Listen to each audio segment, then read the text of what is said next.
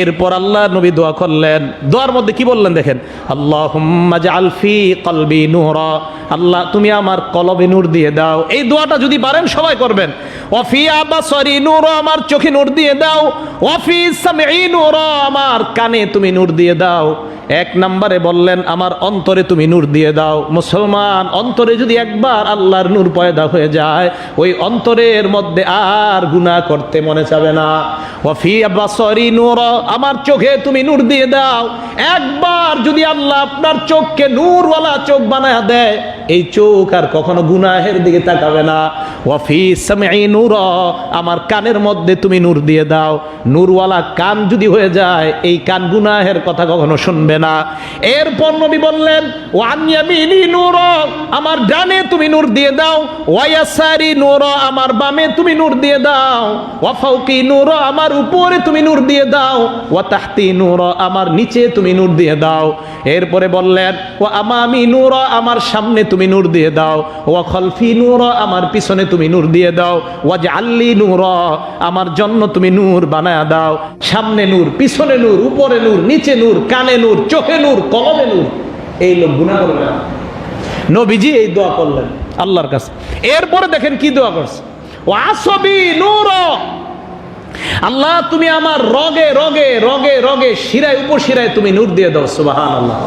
ওয়াফি দামি নূর, আমার রক্তে তুমি নূর দিয়ে দাও। ওয়া লাহমি নূর, আমার গোশতে তুমি নূর দিয়ে দাও। রক্তে কেন নবী নূর চাইলেন? আল্লাহ রাসূল হাদিসের মধ্যে বলেন ইবলিস তোমাদের রক্তের শিরা উপশিরায় চলে।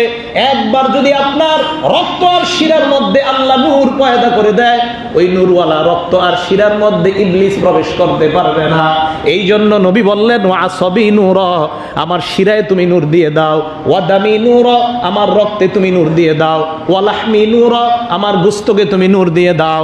এরপর নবীজি বললেন আল্লাহ আমার রক্তে নূর দাও, আমার গোশতে নূর দাও, আমার রগের শিরা উপশিরায় নূর দাও। এরপরে বলে ওয়া শারি নূর, আমার প্রত্যেকটা শরীরের প্রত্যেকটা পশমের গোড়ায় গোড়ায় তুমি নূর দাও।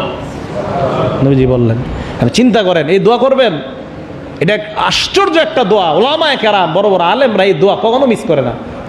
এরপর নবীজি বললেন যে আল্লাহ ওয়া বাশারি নূর, এই যে আমার শরীরের চামড়া, তুমি চামড়াটাকেই নূর করে দাও।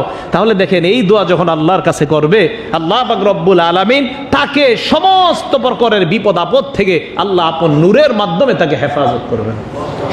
এই দোয়া আল্লাহর কাছে করা। তাহলে ছোট ছোট বিষয়গুলাও আমরা আল্লাহর কাছে দোয়া করব। এটা হলো দোয়ার 24 নাম্বার আদব। ছোট ছোট বিষয়গুলাও আমরা কার কাছে প্রার্থনা করব বলেন তো? বলেন মরিচ কিনবো, আগে কার কাছে যাব? পেঁয়াজ, যা কিছু কিনি ছোট ছোট আগে কার কাছে যাব? একটা সুতা কিনতে যাব, আগে কার কাছে বলবো? আমলগুলো করবেন তো সবাই। এক প্যাকেট নুডলস দরকার, হঠাৎ মেহমান আসছে, বলেন আগে কার কাছে বলবো? আল্লাহর কাছে। এক কাপ চা আনতে হবে বাহির থেকে, বলেন তো আগে কার কাছে বলবো? এই আমলগুলা প্রিয় মুসল্লি ভাইয়ারা আপনারা করেন, কিন্তু এই ছোট ছোট বিষয়গুলোকে ছোট মনে করবেন না।